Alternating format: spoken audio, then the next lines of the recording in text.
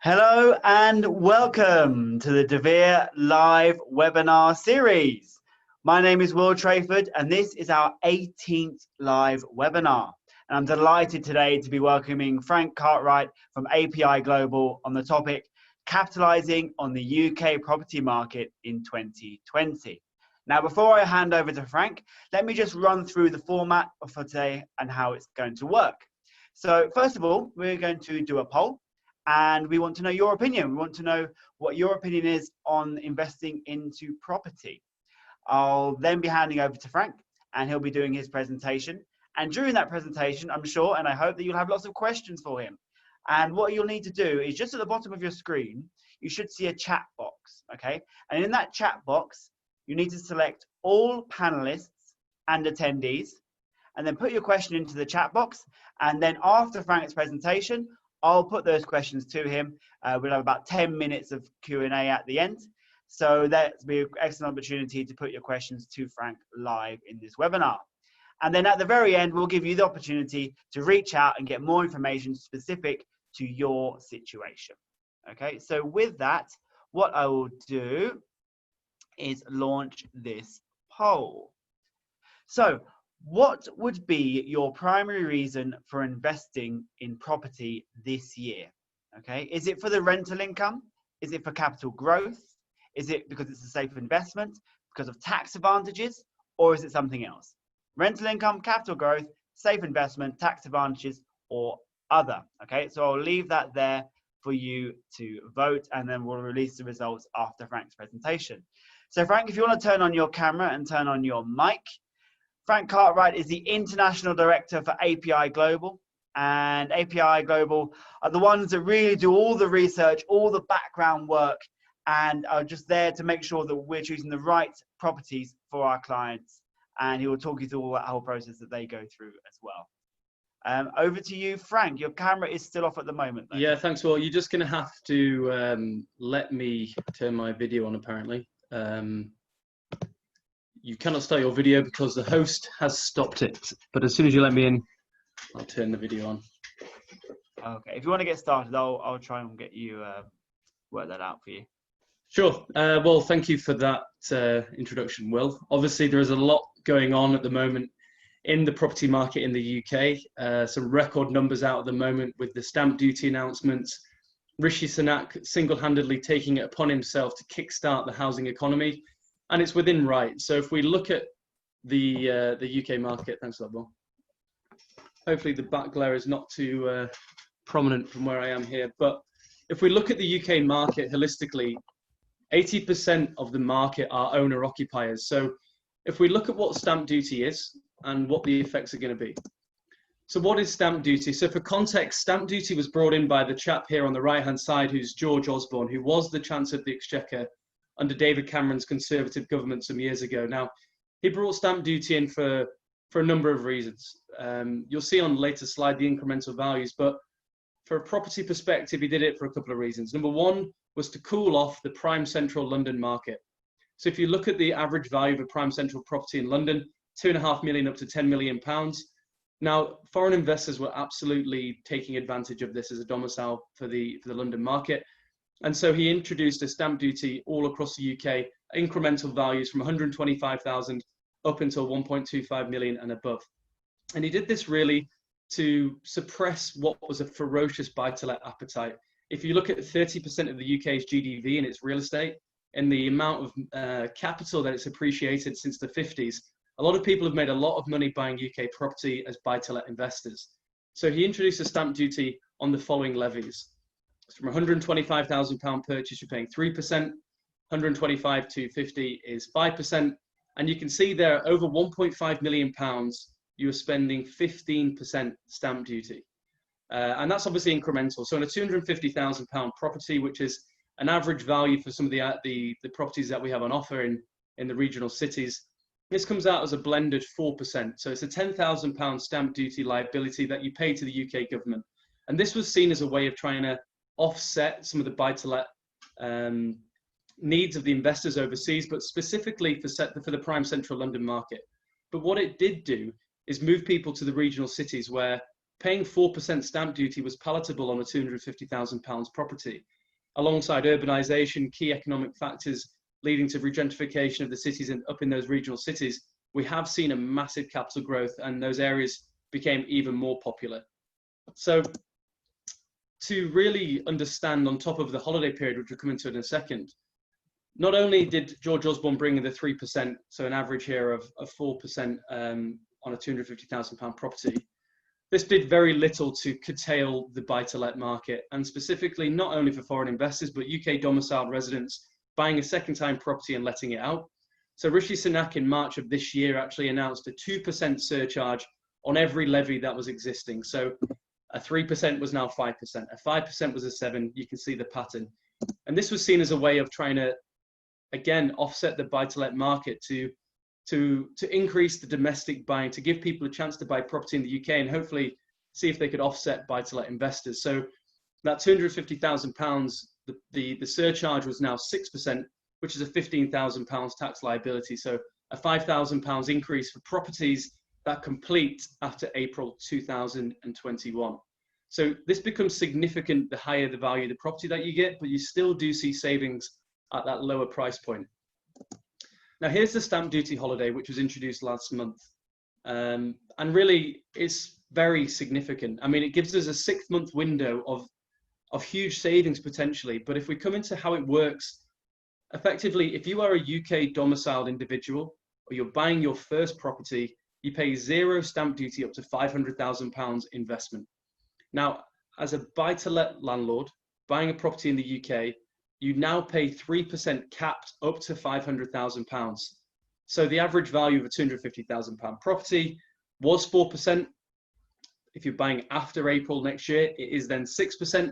The holiday period now caps us at 3% for the next 6 months. But what's really important to understand is buying a property that is completed or completing before March the 31st to take full advantage of this holiday period without putting yourself in contention for that surcharge. So a lot has happened really since the announcement. Obviously, post-COVID, we saw a huge shift in the rental market. A lot of it was about people sacrificing inner city living to move out into areas where you have space. That was a huge thing for us. But you can see a 75% inquiry rate increase according to Rightmove. So all across the UK, we've seen a huge increase in demand, the highest ever appreciation in value or starting asking values since 2016.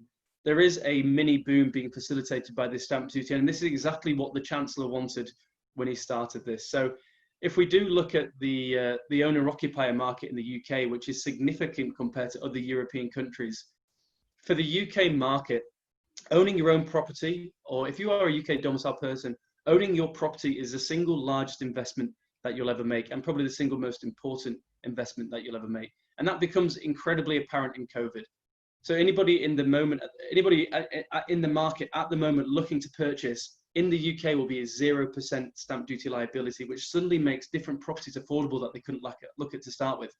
But we've also seen a mass migration of people into the regional cities for affordability reasons. But and then of course stamp duty coming into the higher brackets from the £300,000 to £500,000 mark in London. So this will be commuter belt London. So if we actually look at what is £300,000 to £500,000 and what it buys you in the UK, in London it doesn't buy you a lot, but it does buy you zone 4 and zone 5 in the areas what we would call commuter belt.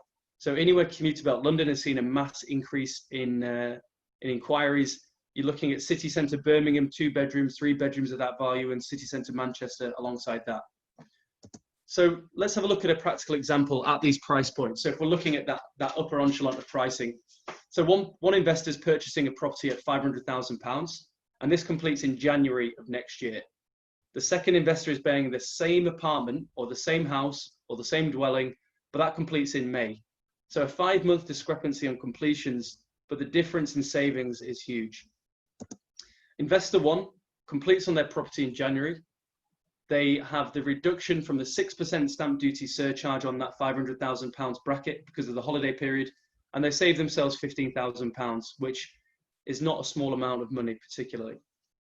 Investor 2, however, who's completing just 5 months later, not only are they now liable for the 6% pre-holiday, but they're also liable for the 2% increase, which was planned at the last budget announcement. So their stamp duty liability, rather than being £15,000, is £40,000 for the luxury of buying something only a few months apart. So it really does go to show you the amount of money, the opportunity at the moment to save yourselves well, just a huge tax bill. And it really just gives the opportunity at the moment to access at a lower cost. So without further ado, what we've done and what we've gone out is we were always very interested about launching a London project. A lot of investors, I'm based in Hong Kong, you guys in Shanghai, a lot of investors, both domestic and international, look at London as a hub of the UK and somewhere that they're always interested in acquiring for investment. So we went out to the market with a great relationship with the developer, and we found a periodic building in Zone 4 that we think fits all of our criteria for both capital growth and rental income. So this is St. Barnabas. This is a restoration of a 19th century church. You can see straight away the stamp duty saving. So a £550,000 investment is a £26,000 stamp duty saving relative to buying in the window relative to purchasing afterwards. So, you know, there's no more apparent time to launch a London project. Now, when we're looking at what drives appreciation, assets that are individual, are beautifully designed, the architecture is particularly standing out, stand the best on the owner-occupier market. So if we're to measure capital appreciation, it's your initial price relative to what you sell it at, which is quite clear. But when you sell it, you obviously need an investor, an owner-occupier market rather, who are going to come in and buy that property from you. And for us, as an unemotional purchase that real estate should be, something that is going to appeal to the mass demographics on the owner-occupier market can only stand you well in a 5 to 10 year hold period. So as we can see, this is the original church. What they've done is basically take a Grade 2 listed 19th century periodic building and turn it into 21 apartments in North Finchley. And really, if you look at the specification of the internals, it's dramatic. They've taken everything from these amazing windows, the pillars, all the existing features are going to be, you know, maintained and kept inside the development. But the finishing is superb.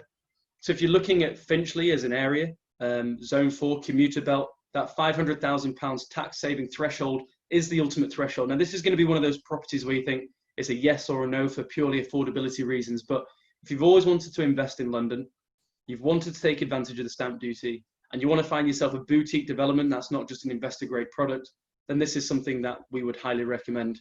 Only launched on Friday, and 2 of the £1 million 3-bedrooms have already been sold from the Geneva office. So there is a big appetite out there, and then this is certainly a rental product on the market in Finchley as well. The completion time is October. It's 10% to exchange, the balance upon completion of which we can help facilitate a 70% loan to value mortgage. And of course, this is the location. So when we look at London, we've obviously got Zone 1, 2 and 3. Zone 1's the city, Zone 2 out towards Canary Wharf from South London.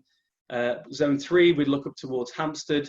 And then we look at Zone 4, which is technically commuter belt. So if you remember what I was just talking about in the mass change in the rental market, the biggest exit has been from prime central living out into commuter belt areas where the change from kitchen open plan living is obviously very important, but the availability of a car parking space and accessibility to green parks in a post-COVID world is probably one of the most important factors when considering a rental property.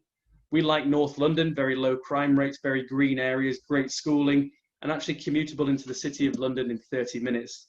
So the development is here, a mere 30-second walk away from the underground station. So for us, when we're considering stamp duty as a main thesis of the webinar, the highest savings will obviously be at the highest stamp duty thresholds, up to that £500,000 mark. And obviously this is a prime project for that saving. So this is the availability. Obviously the 3 bedrooms are up at £900,000, but the 1 bedrooms, which we expect to move the quickest, £550,000, £824 per square foot, which seems reasonable, and it seems drastically smaller than Zone 1 London. We're launching Central Manchester projects at £550 per square foot, which really goes to show you what's happening to the city there. But for £550 per square foot, you're buying a 667 square feet 1 bedroom. Now I can send everybody the floor plan separately after this and a walkthrough video, which goes to show you the actual finishing, but the internals are something that we've not launched as a company before. It's something really, really special, something that we're very happy with. And I think, like I said, again, just to hammer this point home, your capital appreciation is ultimately what somebody is prepared to pay for it on the owner-occupier market. And we think this project is definitely applicable for that. So this is some of the data that's coming out at the moment. It's certainly a buyer's market. Some of the areas in London are hot, zone 4, like we said, but some of the areas that are experiencing the most rental demand and actually the most people moving to is the Midlands and the Northwest. Economic enterprise zones seem to be linked with the HS2, commutable to London, home to education bases, but where your money goes so much further for you than what it would do in London. So obviously, we've seen an annual change in Birmingham of 3%, an annual change in the Northwest of 3.1%. The average asking value in the UK on average in the last 2 months since the lockdown has ended has been 3%. So there is a mass rush for people relocating out of the original areas that they were in. Rightmove suggested it was its busiest ever day last month. Over 7.5 million people visited the site looking for new inquiries for rental properties. Rental properties are up 22% from this point last year. So summer is incredibly popular time anyway. In a post-COVID world, 22% up from July 2019. So that's been a mass movement of people in the UK looking for rental accommodation. And we're looking to facilitate that with some of the areas that we're going to talk about just now. So as you can see, this is a Financial Times article. It shows you where the demand has fallen, which is obviously prime central London, and where it has risen to the most. So a lot of people won't believe this if you're from the UK, but Bradford, the area in Yorkshire, has seen the single highest increase in rental demand anywhere in the country, 150%, followed by Preston and areas in the Northwest where you can buy areas that are accessible to green open spaces. So I can understand in Bradford and Preston, your accessibility to the Yorkshire Dales and the Peak District for those who know it. But for us, Liverpool, Birmingham and Manchester have got those core fundamentals for capital appreciation. They're home to large multinational corporations. On average, they have 75 to 100,000 students in each of these cities, on an average of 50% student retention rate. So when we're measuring real-time asset price growth, one of the biggest things for us is actually measuring real-time wage growth, because that's the differentiation between a bubble and a real organic natural growth, is actually looking at what is the average wage growth in the city. And one of the biggest things for that is a multinational corporation in that city.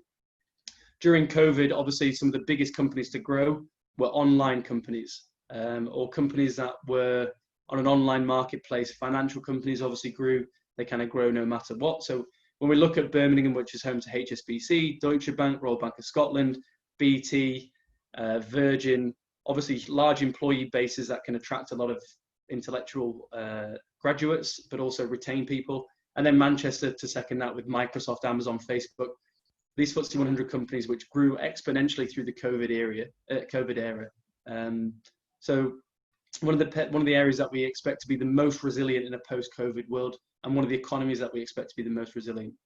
So one of the areas that we're really focused on at the moment, considering we're looking at commuter belts, considering we're looking at just outside city centres, is an area here called Arden Cross. So if you've been on the webinar before and listened to one of our property talks, you would have heard us talk quite a lot about Birmingham, which is the second city in the UK, one of the youngest populations in Europe. But one of the reasons that we talk about it is specifically the HS2. So the HS2 is a £50 billion regeneration project that a lot of people have already heard about, and the macroeconomic repercussions of the HS2. But a lot of people don't know strategically how it works. So it comes to a place called Arden Cross, which is, around a 15-minute drive east of Birmingham city centre. So this pizza-shaped sliced parcel of land is the Arden Cross site. Here in purple, you have Birmingham City Airport, which is one of the UK's busiest airports connecting to Central Europe and actually into North Africa. You have Jaguar Land Rover's European headquarters based in Sheldon. You have the National Exhibition Centre, which is the biggest exhibition centre in the UK. And you have a 3 billion regeneration, which is going to be home to over 6 million square feet of commercial space. So it makes sense. In 2026, it'll take you 45 minutes to shuttle to and from London. It'll actually be quicker than Zone 6 and Zone 5 on the Underground into Central. but actually owning a commercial space will be on average 50% cheaper with the availability of the young working talent in central Birmingham. Now, the opportunity for Sheldon is something that we've looked at before. And for those who are familiar with deVere properties and some of the stock that we've launched in the past, we actually launched this development called the Interchange. Now, it's not going to win any architectural awards. It is a conversion of an office building. Now, we turned this into 35 one and two bedroom apartments. Now, this has actually been our most successful property launch in terms of rentals relative to price. So we launched this last year, completed this year. In a pre-COVID world, we put this on short-term service accommodation, where we're facilitating commercial lets with airlines, with the National Exhibition Centre. And we were taking a one bedroom and putting two separate beds in there. And we're renting it on a nightly and a monthly basis. And that was pre-COVID, obviously, when the airlines were exceptionally busy. But we were getting a lot of visitors up there. Now we do it on standard AST 1 year tenancy contracts at £140,000 and £150,000. One bedroom apartments are all 100% let. They come with a car parking space. They're on Sheldon High Street. And that gives you a 6% yield. And it goes to show you, I know on slide 1, I'm going to be slightly contradicting myself with an emotional purchase, but as a rental property over the next 5 to 10 years with the gentrification of the area of Sheldon, this has proved to be one of our best properties. And as a case example, it works very well in this area. Now, the next developer following on from this, from the Interchange, is something called Sheldon Court. So here is the National Exhibition Centre. Here's Birmingham Airport. You've got the HS2 Interchange on that kind of pizza-looking slice there. You've got the headquarters for Jaguar Land Rover. You have Virgin Media headquarters. And I went in and put the abundance of primary schools and secondary schools. If my floating head, you've got Sully Hill Major General Infirmary Hospital right here. And you have an abundance of golf courses. So this all sounds a bit wishy-wash, but actually as a tenant, you want to be close to work, you want to be near to the airport, you want to be a 5-minute drive, actually a 4-minute shuttle to the NEC and to the HS2. You're right next to Virgin Media, and actually our development site is right next to the headquarters for NG Bailey, which is an intellectual property company. So in terms of proximity, it's fantastic value. And we'll just go into how this differentiates relative to prime central Birmingham as a second city in the UK, where the price per square foot is £425 to £450 per square foot, relative to prime central London, and maybe £2,500 and £800 per square foot for Finchley. We're at £300 to £350 per square foot here, so 20% cheaper, but the rental values don't discrepant too different, and that gives you a much nicer yield. So we're just coming to the development. This is Sheldon Court. Now the developer is a company called Elevate. For those who know the development world, Elevate are probably the biggest developer in Birmingham, who've delivered some of the most amazing stock since the big city plan was announced in Birmingham in 2010. They've built some of the most expensive real estate in the Jewellery Quarter, which is the high-end end of Birmingham. And they've identified this area of Sheldon. So if I can go back to this slide, you can see this road here. Now this is like the main artery of Birmingham to Birmingham Airport. It's home to huge amounts of economic transit from the city into the Sheldon area. But it sits on a main arterial road. So this is probably one of the greatest opportunities at the moment to access an area in Birmingham that's about to be completely transformed by the Interchange.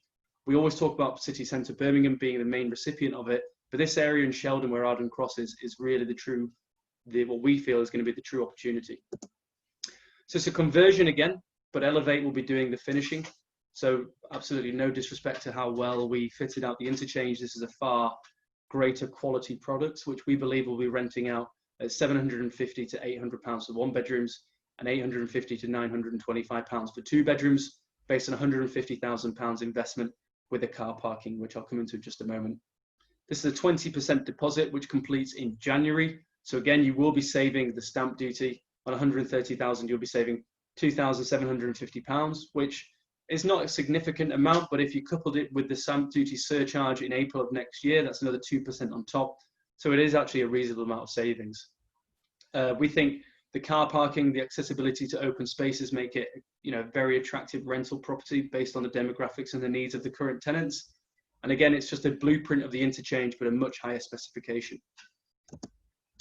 The internals, if we can rely on Elevate, again, hardwood flooring, fully integrated kitchens, a rental property that I think will retain tenants for a long time.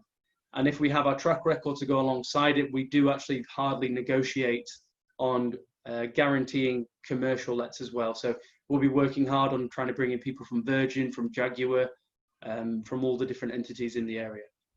So the reservation process, 20% on exchange, the balance upon completion. Again, that completes in January of next year. Really quite self-explanatory floor plans. 1 bedroom, 1 bathroom, 2 bedrooms, 2 bathrooms. The 1 bedroom's open plan living kitchen with the bedroom en suite. I'll take a case example here of unit 36, which is a corner unit, 1 bedroom. And I think just to go off piste here, a lot of people who are for the first time thinking about getting into real estate and wondering what they should do with their capital, should they be buying a city centre apartment? In my experience, the people who have done the best have been the people who have accessed value before value. Now we have all the fundamentals of Birmingham. We've got an area of Birmingham that's going under mass gentrification. And these are the areas that first-time investors always do the best. A lower entry point, so you're not putting as much capital at risk. A low completion date, so only 3 months from now, so you don't have the long stop or the potential complications down the line. Working with a very high-quality developer such as Elevate, and have a fully managed asset into the future where we know we can get rental, strong rental returns. So just to back that up, we'll look at a cash flow forecast, which we do on all of our units. This is unit 28, which is a 1 bedroom on the 2nd floor, 463 square feet with a car park, which is very important, like I said, for tenants today. We're looking at a 30% deposit in total. So to exchange on contract is 20%, which I'll come into in a second, but we're looking at average lending rates at 70%. During COVID, it was very difficult for us to, not to find lettings, but to find tenants, to find mortgages, sorry, because we couldn't get physical valuations and on-site, just purely because of social distancing. But now we're seeing an abundance of lenders come back into the market, specifically in the UK. Again, we're still dealing with record low interest rates, 0.1% backed against the Bank of England tracker rate, which is actually working out about 3 to 4% for international investors. So how this would work is a bank would lend 70% on it on a typical 25-year term. So the process is really quite simple, actually. The exchange process is as simple as a passport copy, a utility bill copy, a reservation form, which has your details on it. And if you decide to go ahead with it, it's a £5,000 reservation fee, which actually removes it from global sales. At that point, we instruct the solicitor, and you'll do something called a client care letter, which costs £150, and that's for the solicitor to act on your behalf. They'll then send you a draft contract. You'll read through the contract. This is probably the most laborious task in the entire purchasing a property, is reading the contract. But once you've read the contract, you'll pay the disbursement fees, which is the legal fees of £600. You'll pay a £270 land registry tax, which is a UK government tax, which is completely unavoidable, but it's only £270. And you're paying an engrossment fee, which is £150. And you'll pay your 20% deposit of the purchase value. In this case, it's £166,500, less the £5,000, which is £28,300, and you exchange on contracts from that point. Because the property is completing in January, we'll begin your mortgage process immediately from exchange, but we'll be lining up 10, 15 different international lenders. What I would say is that a boutique development with only 30 apartments in it, you're not going to see lenders reach exposure. Where we've had difficulties with city centre developments, 200 units plus, is that somebody like Bank of China, NatWest Offshore, HSBC will only have a 10-15% exposure limit, and they won't want to see all of it sold to international investors. So 30% of this development will be going to local people in Birmingham. On completion, to get to that 70% loan to value mortgage, you'll need a final 10%, which is £16,500. You'll pay stamp duty, which is £4,995 based on this holiday rate. You'll pay the final balance of legal costs. You'll pay your mortgage costs, which is 0.15% of the property value.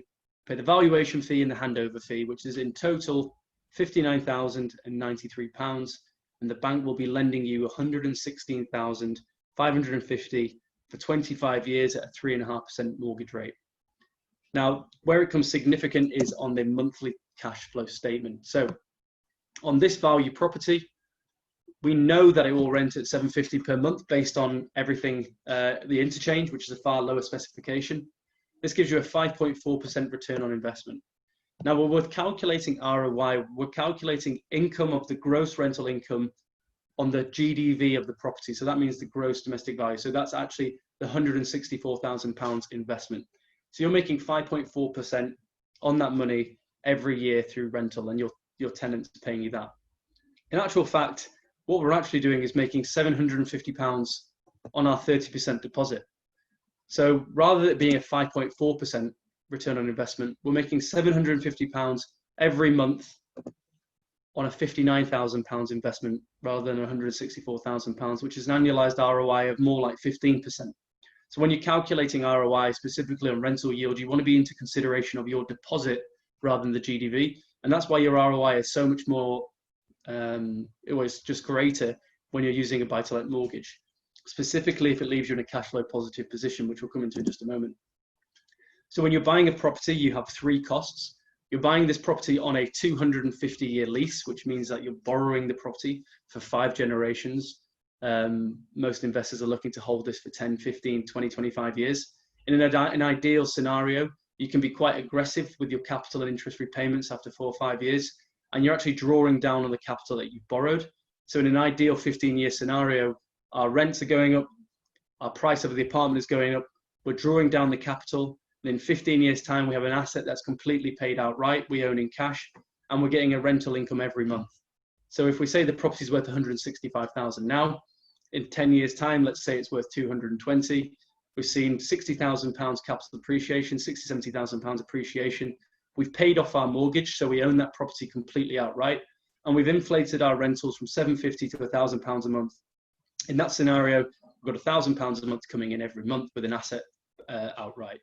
Most of our investors after 5 years will actually choose to refinance. Now, this is a really interesting idea. So if your property is worth 160 and it's now worth 200 in 5 years' time, you can actually pull equity out of that apartment, £40,000, and reinvest that, the lower interest rate, into a second deposit. So alongside deVere, I mean, we have clients that have 50, 60, 70 properties that have been investing with us for the last 8 years from London, Manchester, and these areas. And we've been very successful in doing that. And we've been very successful in pulling capital out for them to refinance it and then buy another property.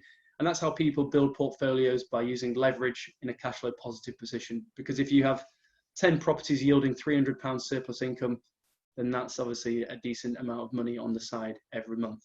So just to not get sidetracked again, £750 per month. You have your 3 costs every month, which is your service charge. So the service charge is for the paying for the upkeep of the amenities of the development. So at Sheldon Court, you have a concierge, you have 24-hour security, you've got car parking, and then you've got the upkeep of the building and the green facade around it. Now that'll cost you £1.60 per square foot. So on a 460 square foot apartment, that's £62 a month. You have a tenant management fee. So our internal management company, which will look after the property for you, they fully let out the interchange. They're very familiar with the area. In fact, if you look at the amount of buyers for Sheldon, sorry to get sidetracked again, but you know, the 17 units that we've sold since launch on Friday, 8 of them have been repeat buyers from the interchange who had the additional capital purely because of how well it's done. So our management performance is there. Our management team know it. And that's 10% to look after the tenant for you, which is £75 a month. And then the ground rent is £150 a year. So it's £14 per month. So on a month-to-month position, 750 minus your £151 leaves you £599 surplus income every month. And then we will deduct our mortgage, which is £291 per month, which leaves us in a surplus income position of £308 per month. And obviously we want to be putting that up every year. Now, tax, if you're a UK citizen, you'll be paying, depends on the tax, the amount of money that you're making. But if you're a UK citizen not making any money in the UK with a current UK bank account, you will fall under the first tax-free threshold, which is about £12,000. We are advocating a lot of our investors to actually buy in a company structure. So I believe you guys have already had Chris from Get Ground come and talk about the amazing benefits, which is actually a UK government-led initiative about putting companies in UK limited companies. So you actually get capped at UK corporation tax. If you want to fly to the UK, that's an offset against business expense. If you have any repairs or requirements, that all falls under that expense. And now really the big thing I just want to emphasize here is international investors. looking to purchase back home in the UK is ultimately, is this property going to give me a good return? Yes. Is it going to give me a good rental? Yes. But the biggest thing is this going to be a hassle for me to own? And really, what we do is we have a 10-year NHSBC warranty that looks after the property for the first 10 years, secures you against any damages to the actual building. We have a 3-year kitchen white goods. So remember, those kitchen white goods come implemented with the apartment. And then we have a rental bond that we have to take from the tenant to look after the property's furniture, if you so wished. So if you're looking at a first-time property, obviously as a British investor, it's very attractive, but as a foreign investor also, the UK is making it very attractive at the moment. So hopefully that was fairly comprehensive on the actual purchasing process and the stamp duty with the 2 opportunities. So I think we've got a few questions, Will. I will open them up to a Q&A. Absolutely. Excellent. Thank you so much, Frank. That's some brilliant information. Just want to stop the screen sharing and then we'll both be on full screen for everybody. So we had lots of questions come in, especially in the WeChat group beforehand. But let me first just share the results of the poll and get your opinion on that. So, what's the primary reason for investing in property this year? Rental income and safe investments have come out on top. Is that expected? Is that what you're seeing from other clients in the market in general? I think what we're seeing at the moment is a massive shift on mentality, where yield is actually significantly important, because being negatively geared, whereby we're not actually covering our mortgage every month, is a huge liability to an individual. So say if we've got a 25-year mortgage and we're not covering our rental income every month, we're not covering our mortgage payments after expenditures, then yield becomes incredibly important. So although 5% rental yield will give you a cash flow positive position, we like to be a little bit higher than that at the moment, 5, 5.5, 6%, areas where we know that we're going to be facilitating a cash flow positive position. And then secondly, bricks and mortar is always seen as a safe investment because purely of the illiquid nature of it. So there's not price volatile. Not everybody can leave the market at the same time. It's not like a fund or a liquid market where price fluctuations can be quite dramatic. It tends to be a very liquid in nature. So that's why they call it safety in bricks and mortars. Yeah. Yeah, absolutely. Well, let me start on the questions that have come in the WeChat group then. So from Daryl, what are the advantages and disadvantages of investing into the housing market in the UK compared to other Western European countries? Well, I think by that, we look at another Western country that we like, or that you guys also are involved in, is Germany. Again, service economy, young demographic working people, have all the fundamentals for capital growth. The biggest advantage and disadvantage, I would say, is that the advantage of Germany is that it's a lettings market, right? People aren't bothered about home ownership. So that gives you a fantastic rental market. So if you're a property owner, you know that people aren't bothered about buying, then you can go out and you have a huge potential pool of potential tenants. Whereas in the UK, we know that at least 75% of the market are owner-occupiers, people looking to actually live and purchase in their apartments, in their houses. And that has 2 conflicting points. In Germany, you know that you're going to have a great rental market, but how strong is your exit? If everybody's a renter, where's your exit strategy? In the UK, what we're really trying to focus on is that we know that there's an exit strategy because 75% of the market are owner-occupiers looking to purchase their apartments. So there's a real pro and con. But what I would say is that in the UK, in the PRS sector, which we call the private rented sector, is a sector that's growing every year because not just of affordability, but also for young people and demographics. So key cities are made up of young people and they want to be flexible. They want to live here 1 year, move here another year. They want to follow their work. They want to go and move around. So I think they both have their pros and cons, but really depends on your strategy. If you want to hold it for 25 years, if you want to sell it in 5 to 10 years. Yeah. No, that's fair. It's going to come down to the individual, isn't it? Completely, yeah. So Zoe's asked, are there any differences between buying in the 4 countries, presumably England, Scotland, Wales, and Northern Ireland? Well, certainly Scotland's an attractive proposition. I think really the UK in general has the same sort of rules and regulations. If that key city has a university, if it has economic links with big companies, if it has transport links, if it can be moved into the centre of the UK, I don't really believe there's a massive difference in any of the cities, in any of the countries, as long as they're underpinned by the macroeconomic factors that we like for appreciation and for tenancy. No. Yeah. Okay. Good. So Darryl was asking, when assuming an individual is a first-time investor, what UK cities would suit him or her best if the aim is to let the property? So again, I think it's looking at affordability of that individual. So as a first-time investor, let's say that you don't want to go all in and buy a 500 or 300,000 pounds investment property for your first time. We always say start small and then get bigger if you've had a good experience. And so that really prices you out of a lot of areas. So that puts you up into the regional cities. And then we're looking at young people, because that's who you're going to be letting the property to, young working professional people who aren't on the property ladder yet. And then we really want to be looking at where are the most young people and where are they earning enough money as graduates to then rent the property. So Manchester, 100,000 students, 50% graduation retention rate. Birmingham, 75,000 students. Leeds, 80,000 students, all home to big FTSE 100 companies that could potentially be your tenant. So if you're buying city centre or if you're buying anywhere, it's all based on affordability and are there young people there to let the property off you in the end. Yeah, excellent. Sarah has asked, what are the most common difficulties British expats face buying property in the UK when they are situated elsewhere?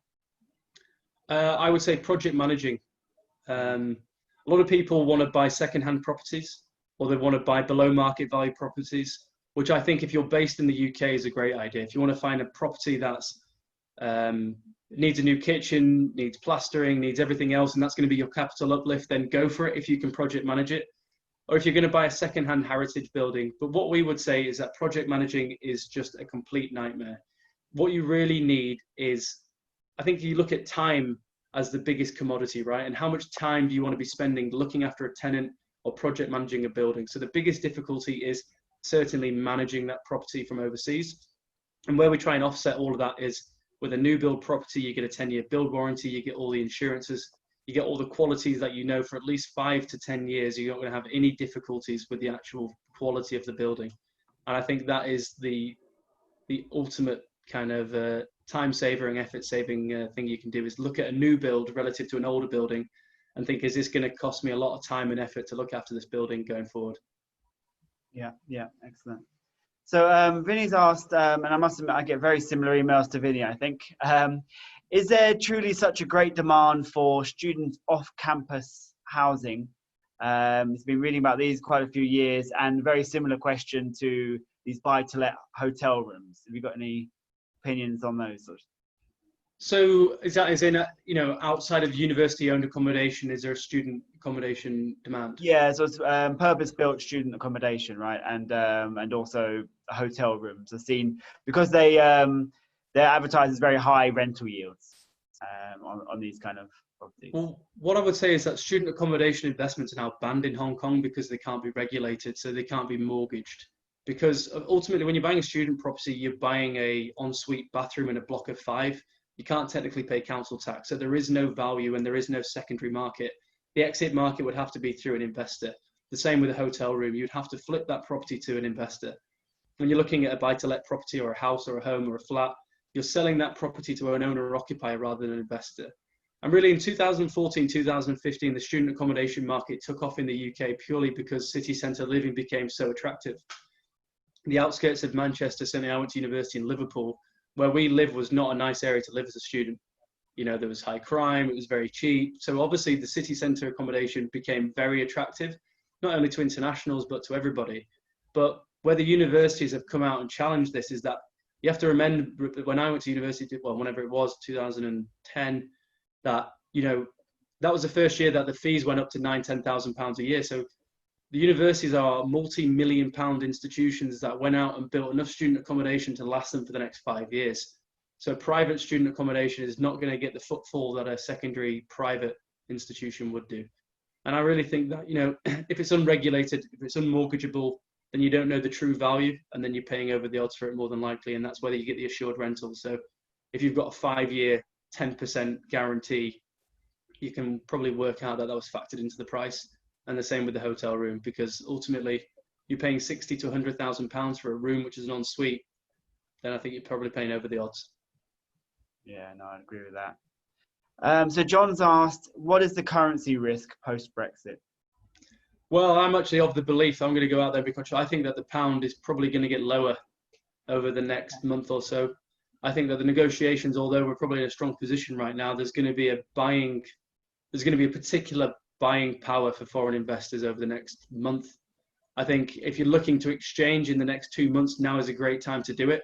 I think the more news comes out in the UK that the pound is obviously, what I think what we really like is that the pound isn't necessarily linked to the FTSE 100 or the S&P. Is that these global companies and institutions that make up the economic backbone of the UK aren't linked to the sterling. So you have an opportunity to buy low sterling relative to RMB. I don't think there's a currency risk in there, no, not necessarily. I just think there's an opportunity. Yeah, excellent. I'm afraid that's all we've got time for. We have had other questions come in. So Frank is in the WeChat group. So what we'll do is we'll put those questions to you, Frank, in the group, and you can answer those. We'll let you sleep after the webinar. I won't put them to you now, but we'll do it tomorrow. We'll get those in.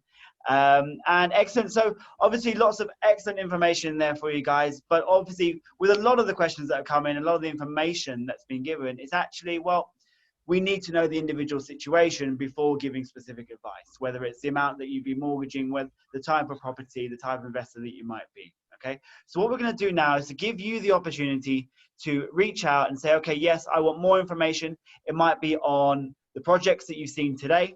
It might be on how does an expat invest in the UK, or everything in between and the financial advice involved. So if you just want to choose one of those options, how you would like to receive more information, is it via phone call? Is it via email? Via WeChat, video call, or visiting our Shanghai office. And what we will do is we'll make sure that an expert, a deVere advisor, reaches out to you and gets that information to you, because the specifics are really important when it comes to property and understanding your individual situation. And with that, Frank, actually, before I pass over to that, we do also have the WeChat group, which so many of the questions came in today. So if you've been invited to this webinar and you're not in that WeChat group, reply to the email that invited you, and we'll make sure you're put in there as well. And with that, Frank, thank you very much for your excellent presentation. Thanks all. Cheers all for listening. Hope to see some more questions come from the WeChat. Yeah, excellent. As I say, we'll put questions to you in that WeChat group as well. And thank you for all for attending, and thank you for I think the most questions we've had for any webinar. So it's excellent to see the interest coming in. Good. And thank you all. Good evening. Cheers.